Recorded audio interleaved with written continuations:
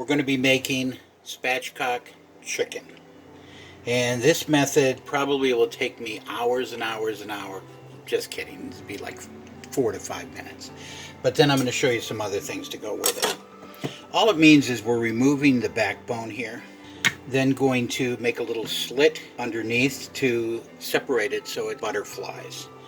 It's not that difficult. The way I was taught in culinary school, we stand it up, take your hand, and of course you have to have clean hands to do this, or you can wear gloves. You grab it right here. You want to stand it up, you want to grab it on one side. You do not want to cut your hand. Okay, that's number one rule right there. Okay, so I'm going to take the knife, and you've got the middle there, and you're going to go a little bit to one side. You can do a little bit on the other side, and you see that that's going to come right out. It should cut like butter if you do it properly. Down like that, and you see I still have my hand right here holding on really tight, but I'm not getting my hand close to the knife. I want this to be solid so I don't cut anything, especially me.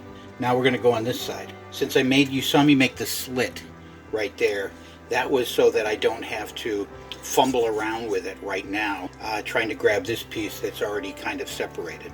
So I'm going to come on this side, and this can be a little awkward if you haven't done it before. You come through and you remove that.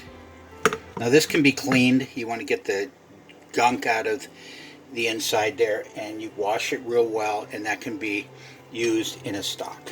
Okay, now even so, at this point it's not going to lie flat, because you'll see that, like right here, it's not going anywhere. It's kind of puffed up still around the breast there. So you have to do the next step. And the next step is you have to come through here.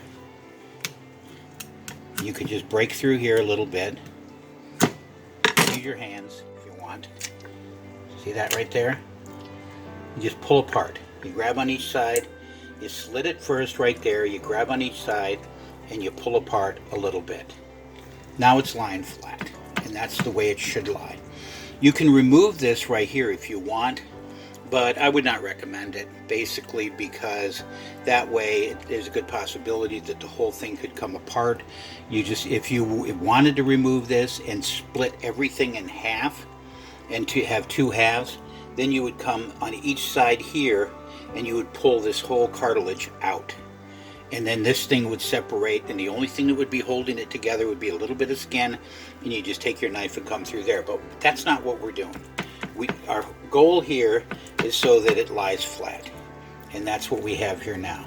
You take the wing and you put it behind there, so that all lies flat, and those are not flying off to the side. If you want to cut them off, the ends off there, that's up to you, but I prefer to leave them whole. So that's what you have right there. You have it all set up. I'm going to take this, I'm going to wash it, and then I'm going to show you what we're going to do next. And we are back. So this is your chicken right here. It's been washed. It's been dried off. So what I like to do is I love garlic. So I've got probably 5-6 cloves of garlic. I have dried oregano. I have fresh thyme and fresh sage. So that's what we have so far. I'm going to use avocado oil to start. Himalayan salt. First thing I want to do is I want to get some salt on it. Yes, salt. Alright, so salt's on there. I'm flipping it back over. Let's do this. Put a little bit of garlic underneath and a little bit of the herbs underneath before I flip it over here. So garlic, I'm going to put some on the outside. As you see, I'm also going to put some underneath. So let's use the avocado oil. And that's going to go on pretty liberally.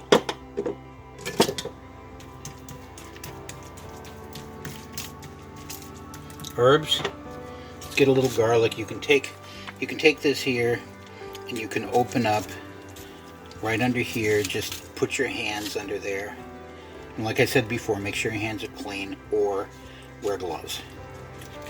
Open this here underneath the skin and just kind of break that membrane right there.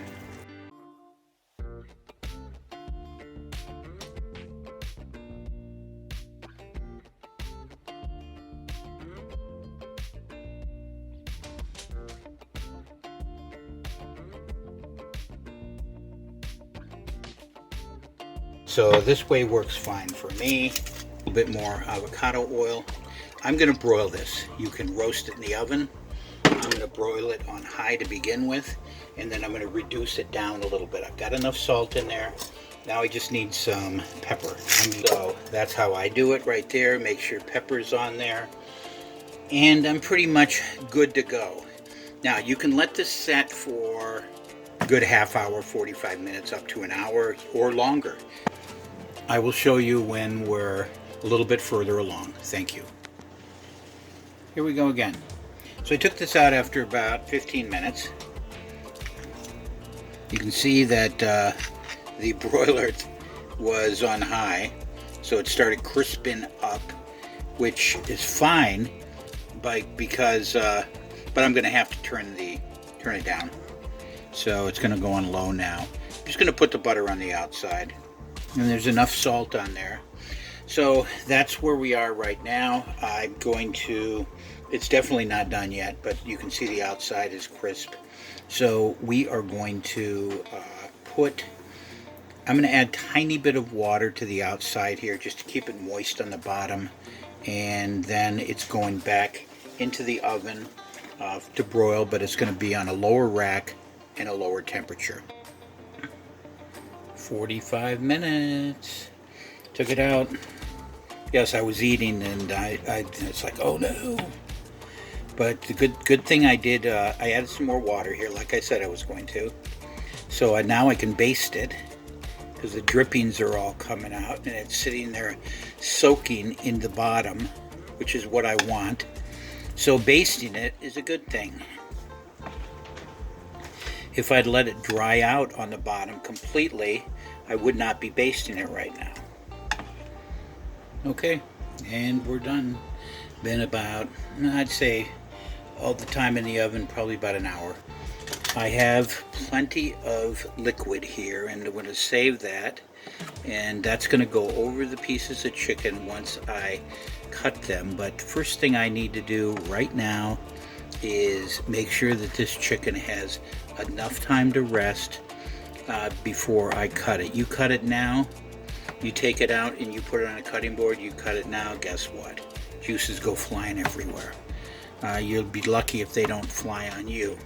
So you let it set, you shut the oven off, you take it out, you let it set probably for something this size, probably for about at least 10 minutes, maybe 15 minutes at the most. The spatchcock chicken took about an hour to cook overall in the broiler. Some of it was on high, some of it was on low, back and forth, just to make sure it didn't cook too much. So thank you so much for watching. Please subscribe if you haven't, and ring the bell. Bye-bye now.